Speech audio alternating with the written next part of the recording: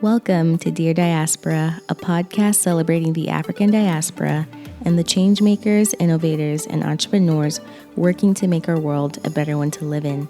I'm your host, Andela. Let's get started. Welcome to season 3 of the show. I am so excited to be back with brand new episodes of Dear Diaspora. If you are a new listener, thank you so much for tuning in. I really hope you enjoy the content and the episodes. And be sure to follow the podcast on social media at Dear Diaspora for daily updates and inspirational content. For today's episode, I had the pleasure of interviewing Iyinoluwa Aboyeji, co-founder of Andela, Flutterwave, and the Future Africa Fund. Iyinoluwa, or E for short, is regarded as one of the most successful African entrepreneurs of our time. He's helped launch 2 of Africa's best known and best funded startups, Flutterwave and Andela. While at Andela, a company that trains African developers and hires them out to global tech companies, he and his team secured a $24 million investment from Facebook founder Mark Zuckerberg. Today, E is building an African future where tech and innovation will enable so much abundance that prosperity and purpose is within everyone's reach via the Future Africa Fund. Alright, so before we get into the episode, I am so excited to share that there's now a way you can officially support the show. Dear Diaspora is now on Patreon.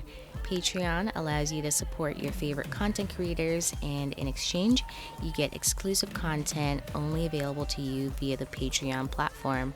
I'll be putting out bonus episodes and video interviews on there, and you also get access to podcast merch and opportunities to become a part of the show by either becoming a guest contributor or a guest collaborator. I would love your support as I continue to grow the show, so please visit patreon.com/deardiaspora.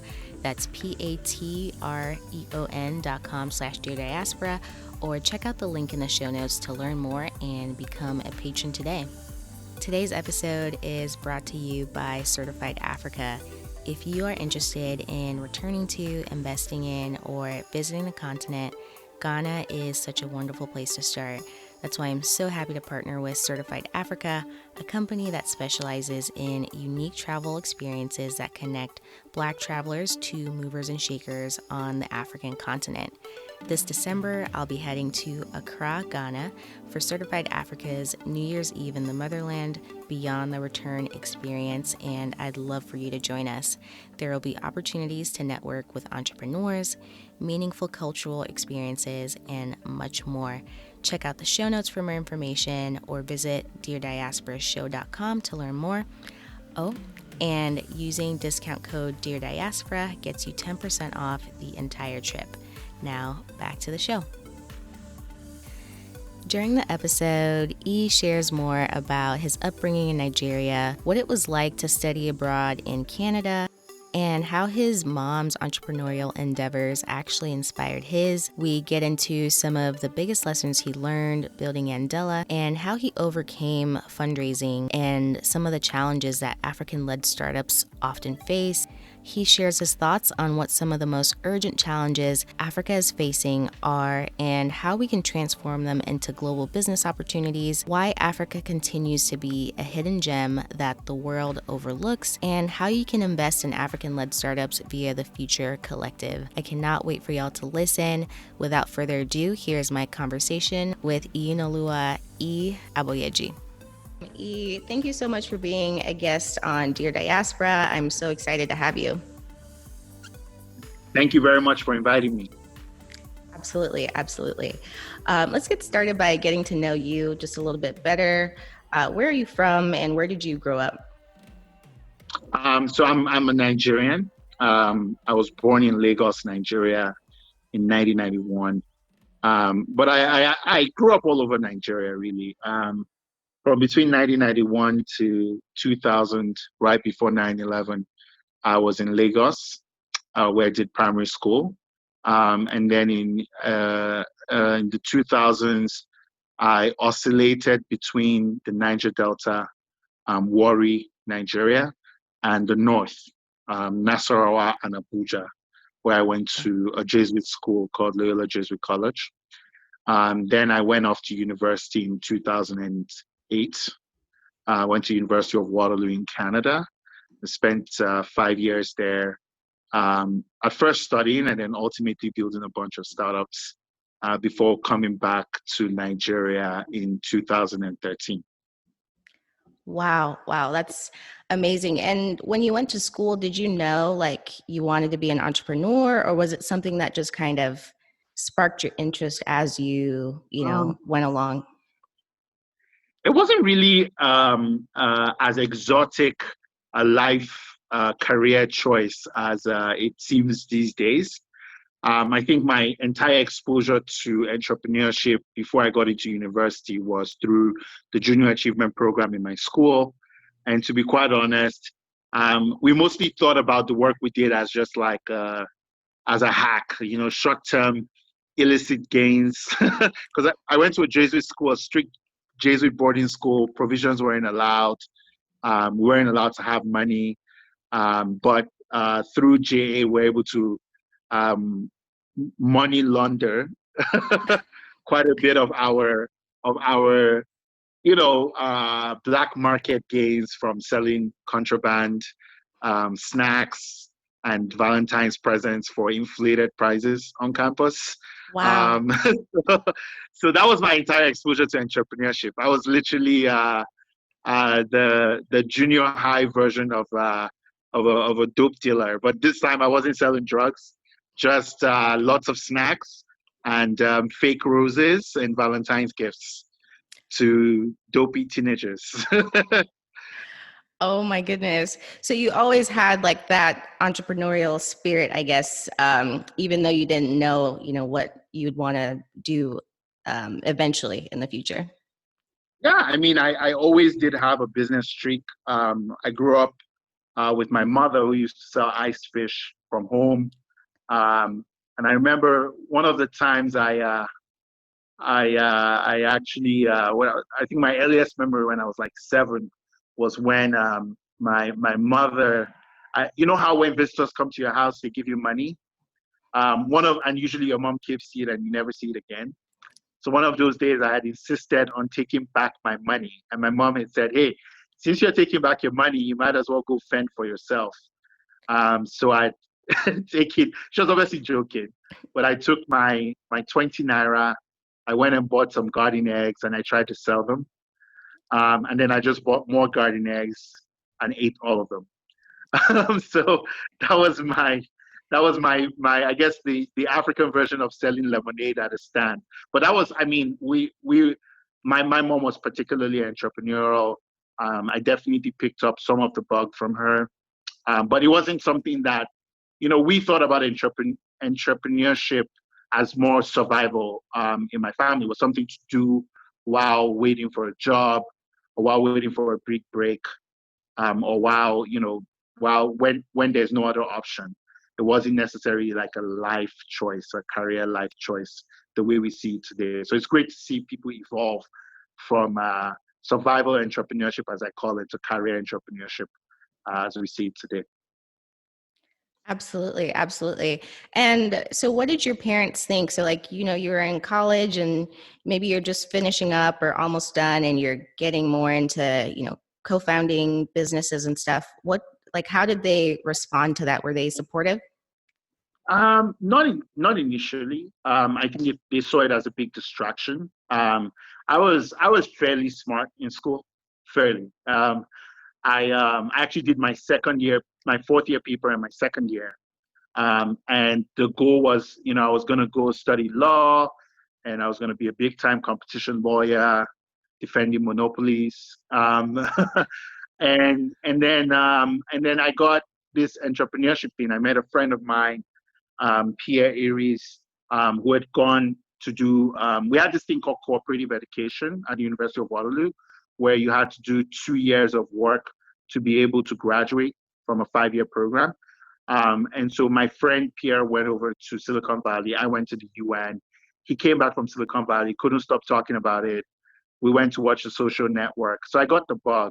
But my parents always saw it as a distraction. And they weren't initially as supportive. And it took them a long time to really come around to the fact that this was what I was going to be doing with my life. Wow, wow. And I'm sure a lot of people can relate to that. And so I guess let's fast forward a bit to like building Andela, which is the startup I think you're maybe best known for. Mm-hmm. Like, what was that like? Like, what were the early days like? And what initially, I guess, gave you guys the idea to even get started? So before Andela, I was running a lesser known startup called Fora, which had pivoted a number of times. But the last iteration before Andela was that it was building a marketplace for working professionals who wanted to earn um, long distance master's degrees. So like an MBA. Um, that was actually our biggest market. A lot of bankers who wanted to get MBAs in finance. And so I was doing that, and I went to New York, I guess to continue that work. And I had a friend, Jeremy Johnson, who had one of such programs. I wanted to get his perspective on this new business that looked like it was picking up. And we had like a late dinner in Fresh and Co on 21st Street. I remember very clearly. And basically, he just tore up the idea. He was like, I don't think it will work. Folks are not incentivized to do this, blah, blah, blah, blah, blah. And then he started talking about stuff he wanted to do. I was like, look, here's what I've realized he had been to Kenya. He was like, look, obviously, a high quality education costs a lot of money. And Africans generally can't afford to pay that kind of money. But what about a model where instead of having to pay that money, they could earn it? Because there's real value to a high quality education. And that just lit up a bunch of light bulbs in my head. And I was like, yeah, that makes perfect sense.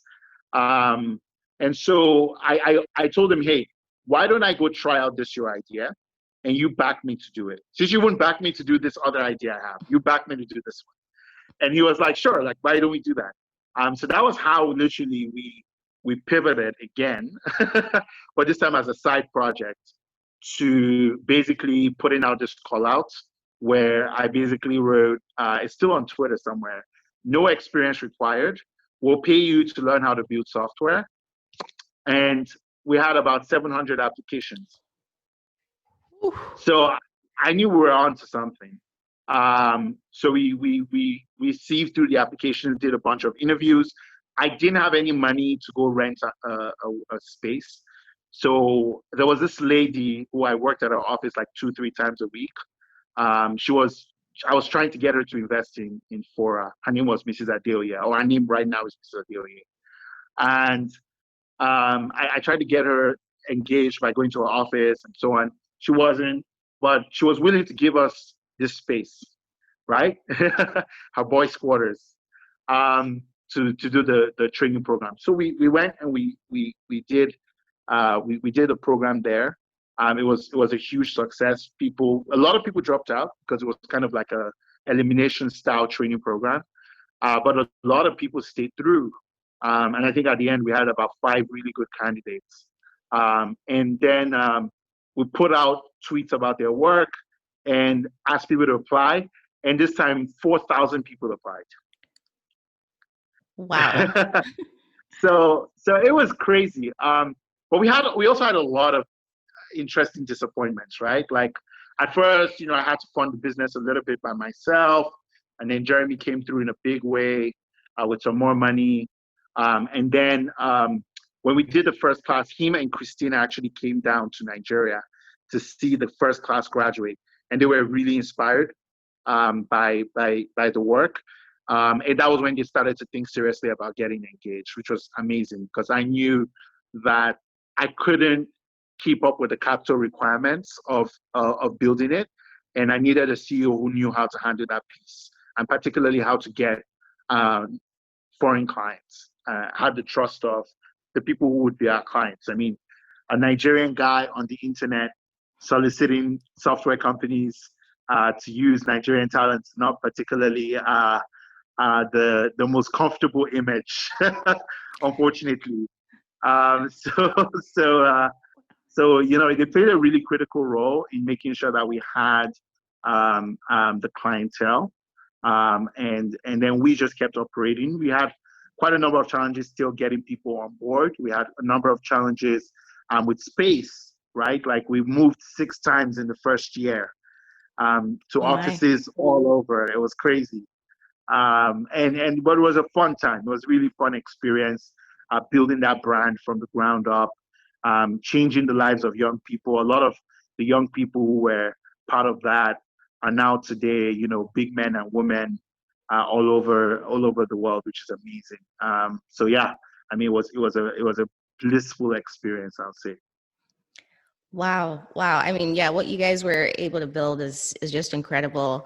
Um, and so there's been lots of talk, I guess, in like the startup or tech space or fundraising space about how, African-led startups are often, overlooked. How did you guys kind of navigate that, fundraising for your startup? And I guess what did you do differently, or was your experience similar to what other people are talking about? I mean, yeah, I mean, there were bits that were similar. I remember that we tried to raise money from, a popular impact fund, and they thought it wasn't a good idea. I know we had quite a number of funds who turned us down. I think I was most disappointed, to be honest, with the folks in country who turned us down. Like we went to local investors who had the means to back us and understood clearly the problem we're trying to solve. But I guess because they couldn't get some comfort around certain parts of the model, or they thought it wouldn't make money, they didn't back us, which was unfortunate. Um, but I think we also had a lot of great support as well. People like CRE came in, people like Omedia came in. A lot of money came in from Jeremy personally. A lot of money came in from friends of Jeremy's personally, and that really helped. We also invested ourselves, um, put our own family's money to work in doing that. So that really really helped. It was really kind of a pulled together thing. Um, and overall, I would say the one thing I would say we did differently was that we definitely, for those people who came in, they came in on mission. They came in on this idea that we were going to transform the unemployment landscape in Nigeria, take these incredibly talented young people, train them to become world-class software developers, and find them employment. And I think that was what inspired most people who put in their money to really kind of put in their money, was really an impact focused fundraise, because we were telling an impact focused story. It wasn't about how much money we were going to make, more about if we could find these young people and give them the kind of education that would allow them to be able to add value to society in that way. Wow. Well, thank you for that. And how did you guys, because I'm assuming, you guys changed over time. And I think even recently I saw, there's more of a shift or a focus on like senior or more, Mm-hmm. experienced developers. Like, how did you like figure out like, okay, this has to shift, this has to change? Like, was that ever difficult for you guys, or was it pretty straightforward? It wasn't always straightforward, but it was something we did often enough. And I think if you even ask me in retrospect, not often enough at the same time. But definitely in relation to other companies, things were always changing. I remember there are two kind of major transitions that happened in my time, because quite a number of the other changes didn't happen in my time. So I can't really speak to the logic behind them. But I understand kind of generally speaking how they came to those decisions. But I think the two particular changes that happened during my time was, when we started, we used to get jobs through Elance and Odesk, Mm. rather than, actually, we didn't have a sales force. We didn't have money to get a sales force. So we just kind of got jobs through Elance and Odesk. That was our approach to getting jobs. So we'd go there. We had a team that was bidding for jobs on there. And then when they get jobs, we would then put it through our delivery process. Um, the other one was moving from a per project pricing to per month pricing.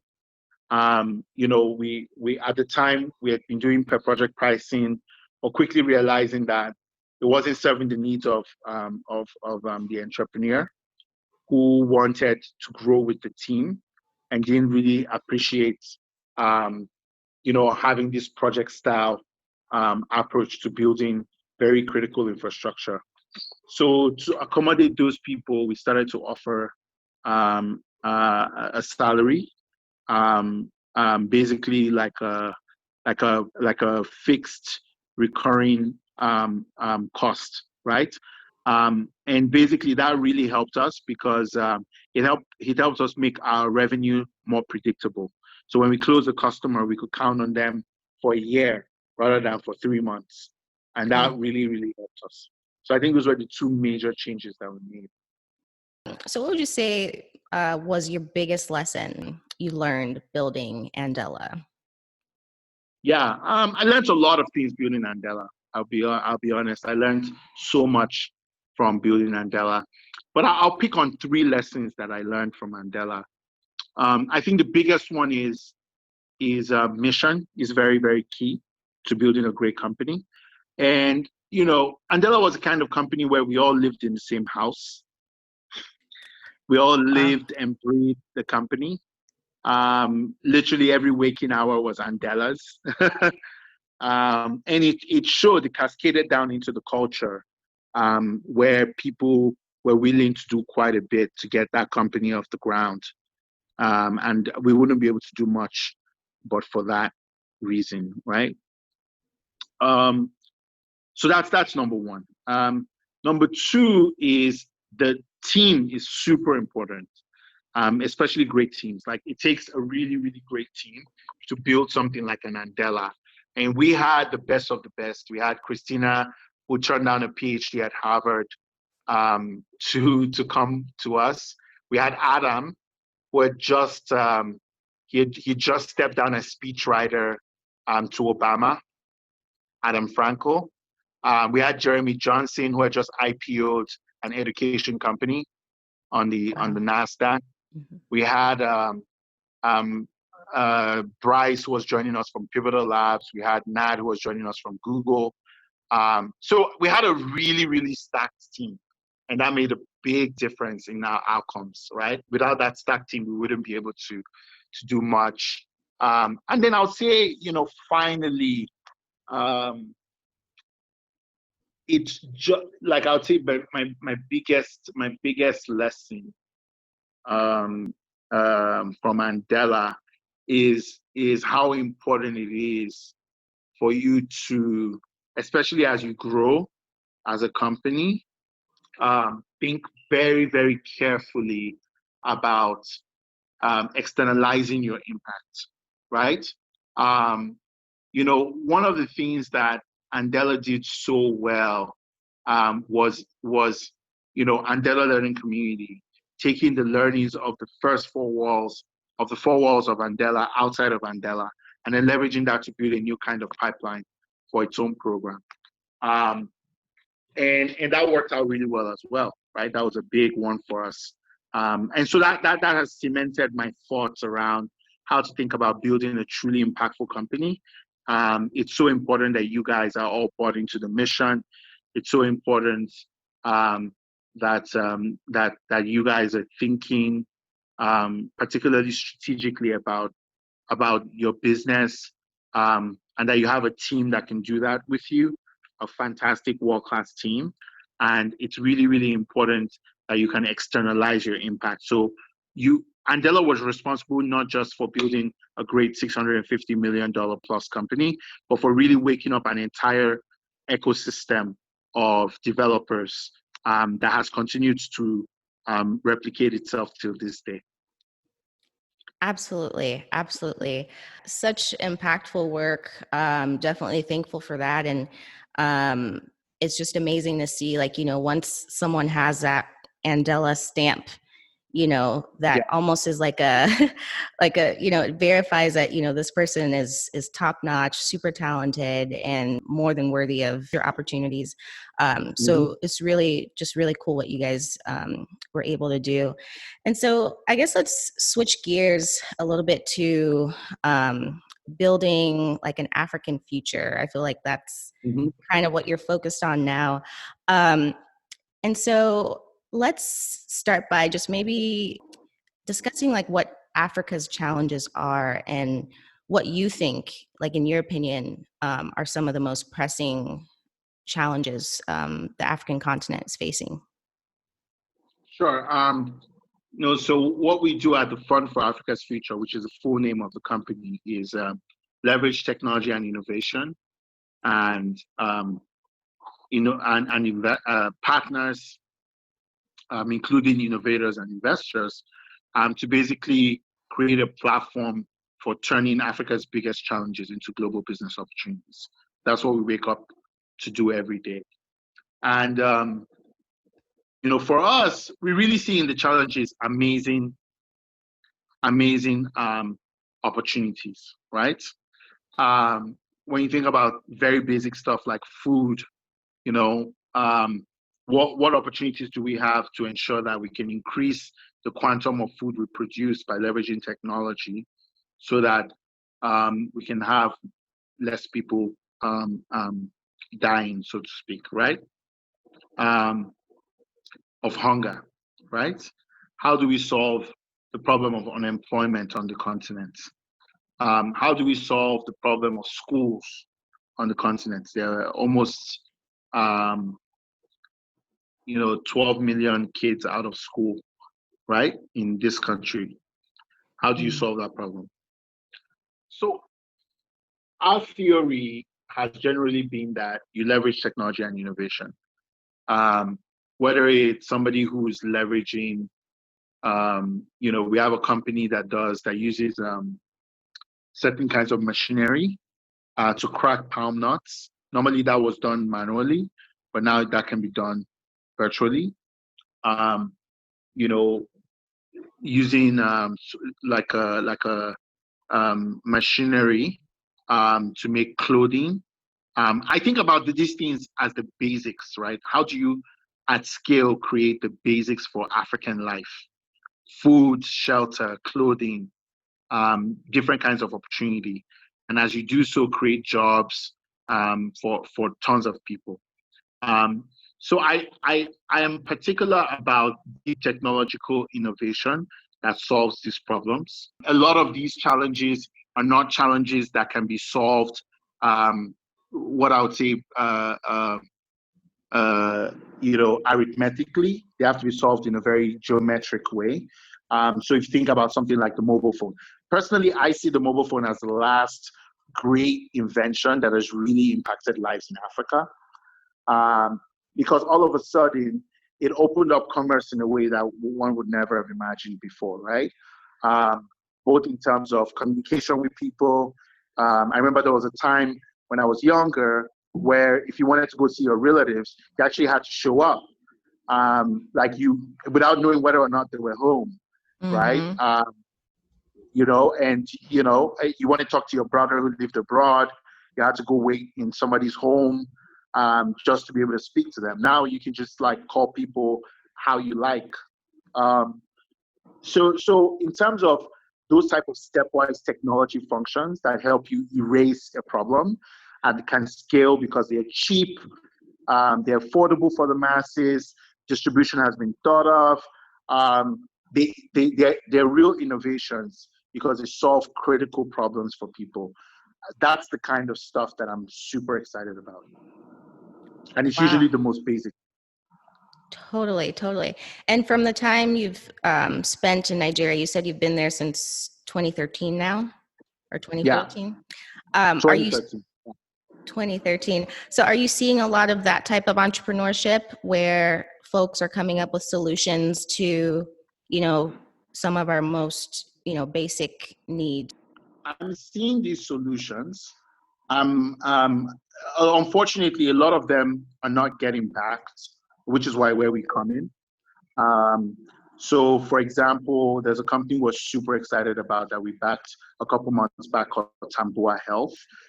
They're basically leveraging machine learning and sonic imaging to basically help detect more accurately and much faster than a stethoscope a respiratory disease. Wow. Without the expense of an MRI machine or an X-ray machine that can cost basically 5 primary healthcare centers, right? So with a very tiny device that's now being used by researchers at Stanford, at Harvard, you're able to detect respiratory diseases and compare the images against a backdrop database of about 100,000 respiratory sonic images. So basically using sound to create images of respiratory organs. And this stuff is working. It's working incredibly well. It's world-class technology. 14 patents have been filed on it. The founder is 25. He's not an old guy. Doesn't even have a master's. Just his bachelor's. Amazing team. Amazing team. And those type of innovations never really see the light of day because they're quote unquote African. But something like what Tambua is doing could really change the landscape of global healthcare, if you really think about it, right? It's solving an African problem, but it has the potential to be a global solution to many problems. So those are the kind of ideas that I find very inspiring to back as a venture capitalist. Wow. That is, indeed inspiring. And so, I mean, over this past year, like I've been podcasting and, researching and learning a lot about, really cool companies starting up and being built. But I feel like outside of this little bubble that I'm in, people still continue to kind of overlook the African continent, its potential. Yeah. Like, why do you think that is? I mean, I think I'm of two minds about it. On the one hand, I think some people are genuinely ignorant, right? And it's not their fault, People know what they know, and that's fine. The second thing, though, I think is more insidious, which is that I think a lot of people actually benefit from Africa remaining this hidden gem, where its innovations aren't globally accepted, it's considered backwater and underdeveloped, and so they perpetuate it while they mine it for ideas, right? Wow. I only say this. Some of the most impressive founders I've ever met in the US, and I've had the benefit of meeting a lot of founders, will tell me that, first of all, many of them have had an experience in Africa, either by virtue of the Peace Corps or by virtue of, just going there as a consultant. Many founders, actually, and it's always something that's surprising to folks whenever I tell them or whenever I hear about it. But many world-class founders, for example, the founders of Lyft spent time in Zimbabwe. You might not know that. No. I was talking to one of the founders of Cul-de-Sac, and he spent time in Nigeria, Nigeria and South Africa. There's quite a number of founders who spent. Elon Musk spent time in South Africa. So there is actually a number of founders who've actually spent time in Africa, and so have become familiar with the problem space, and then they innovate these fantastic solutions, sometimes inspired by what they saw in Africa. Like the guys in Lyft are very, very open about the fact that they first saw ride sharing happen in Zim. You know what I mean? And then moved over to the US to build out the business. That is so interesting. Wow, I've never heard of that. That's fascinating. Yeah. So if you really listen to like some of the origin stories of a lot of companies, you'd hear more about them, right? Just like, I had an experience in Africa that changed the way I thought about X, Y, and Z. And I think that, they're not doing it intentionally, but I think that,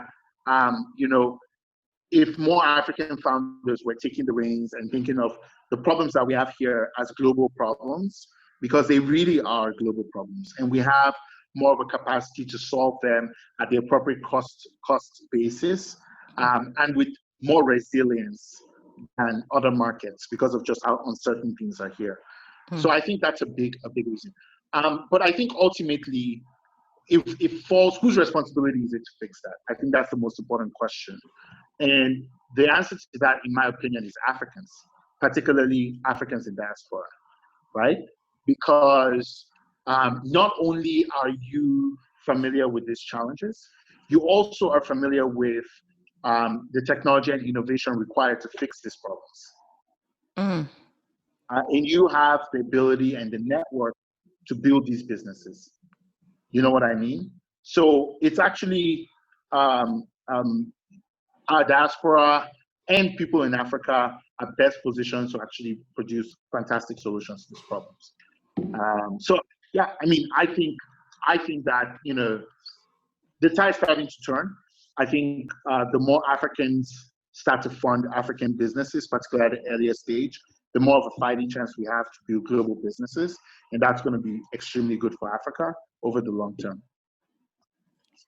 Absolutely. Absolutely. Wow. Yeah, I totally agree that, you know, us Africans in the diaspora, we are kind of uniquely positioned to leverage like our networks and privilege a lot of us have like here abroad, and then be able to work with folks on the ground and create really innovative solutions, because we are also, like you said, really intimately just familiar with like the landscape. And so we have like the best of both worlds. And Exactly. so thank you for speaking to that a little bit. And so what's your advice to like young people, especially like, for instance, I've been in the US like 15 years now, and I haven't lived on the continent for an extensive amount of time in 15 years. But then a lot of my peers are super interested in, you know, going back home, starting companies, starting nonprofits. Like, what's your advice to us? Yeah, I think, I mean, very much like you guys, I was also in Canada for 6 years, you know. And I think for those people who are looking to find ways to contribute, the best way is to connect with those already on the ground back home.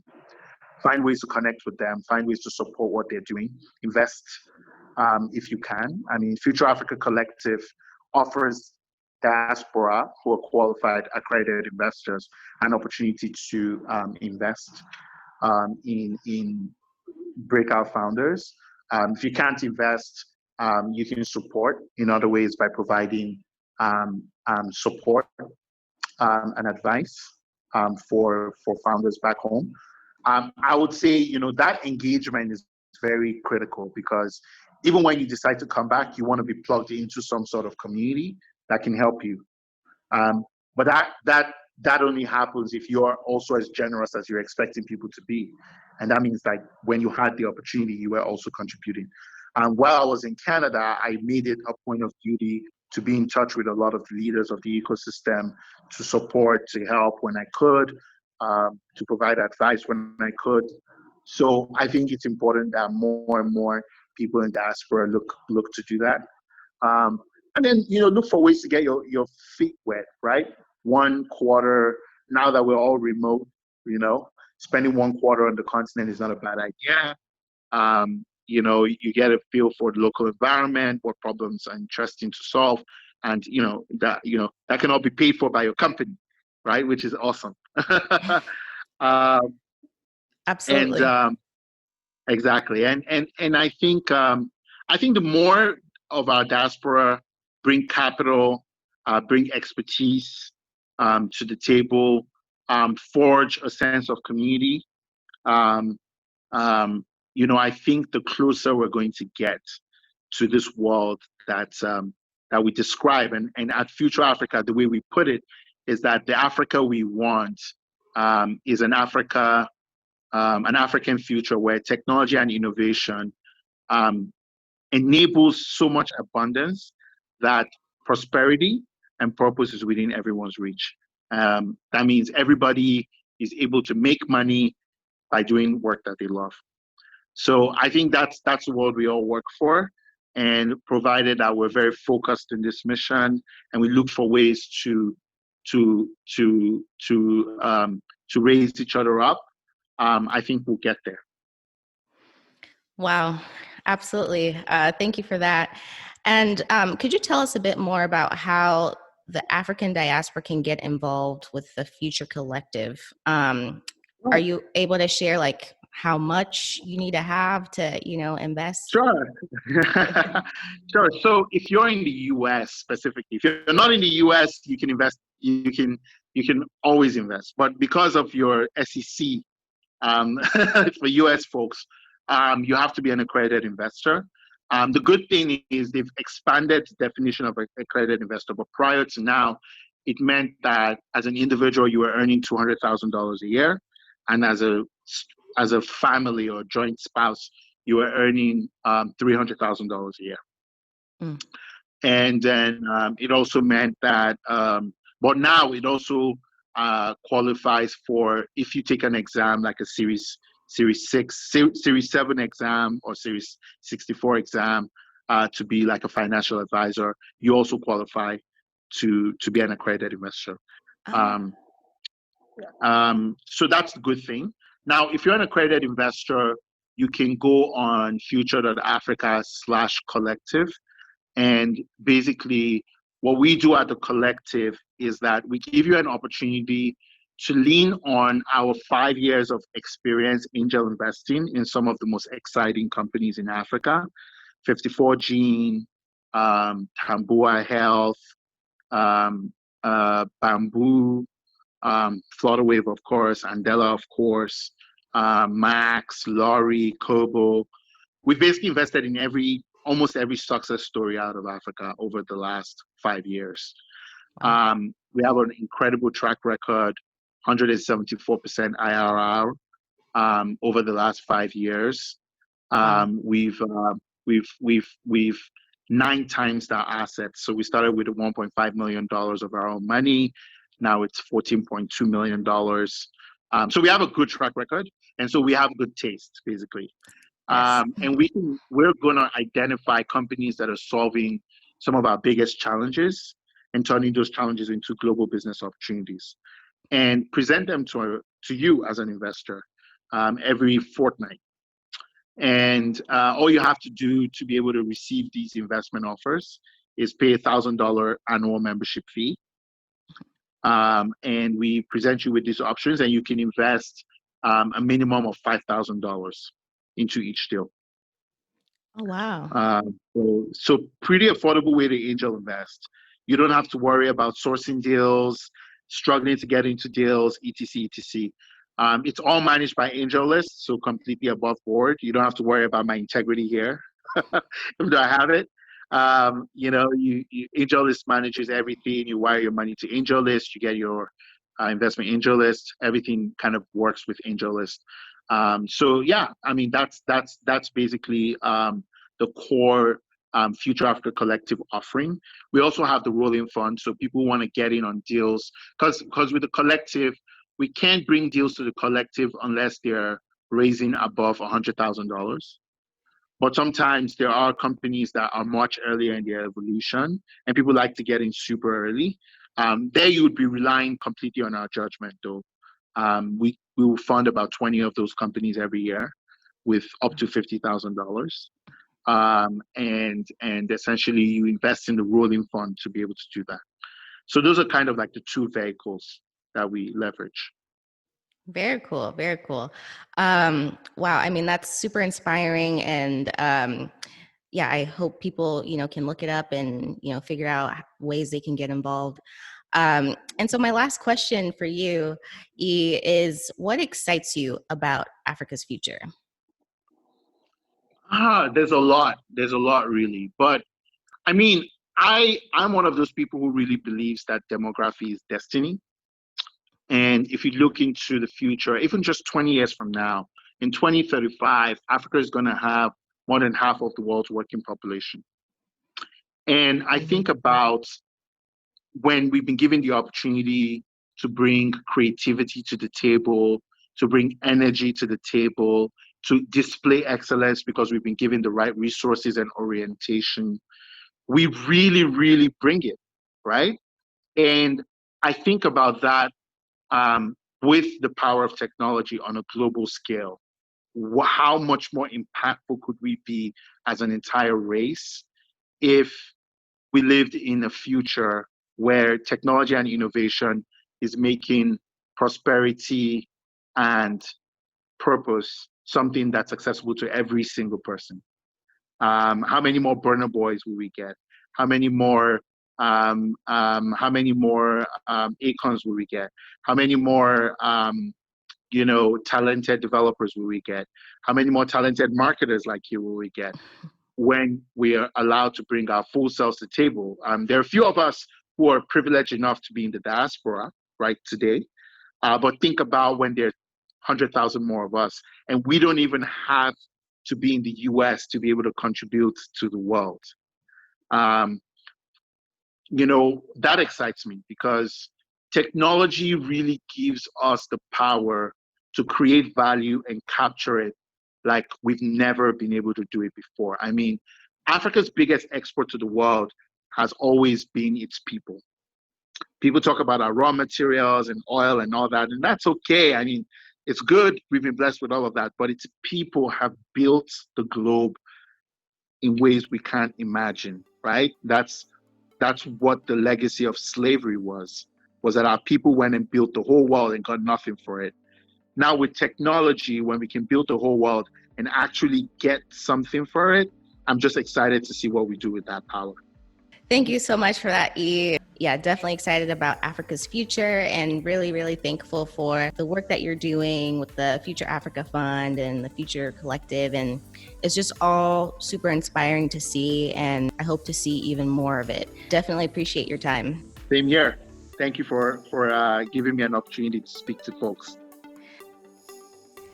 I hope that y'all enjoyed that episode. Be sure to visit www.future.africa to learn more about what E and his team are building.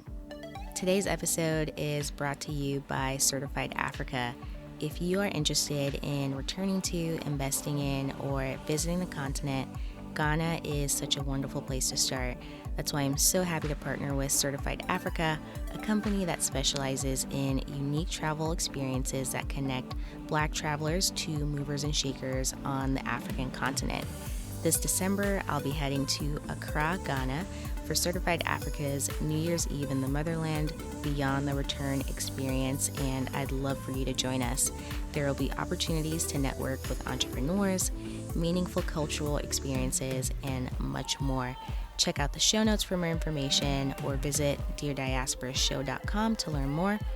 Oh, and using discount code DearDiaspora gets you 10% off the entire trip. Thanks for listening to Dear Diaspora. If you like what you hear, please rate the show and leave us a review. If you really like what you hear, become an official supporter of the show by visiting patreon.com/DearDiaspora. Appreciate you tuning in, and we'll talk to you next week.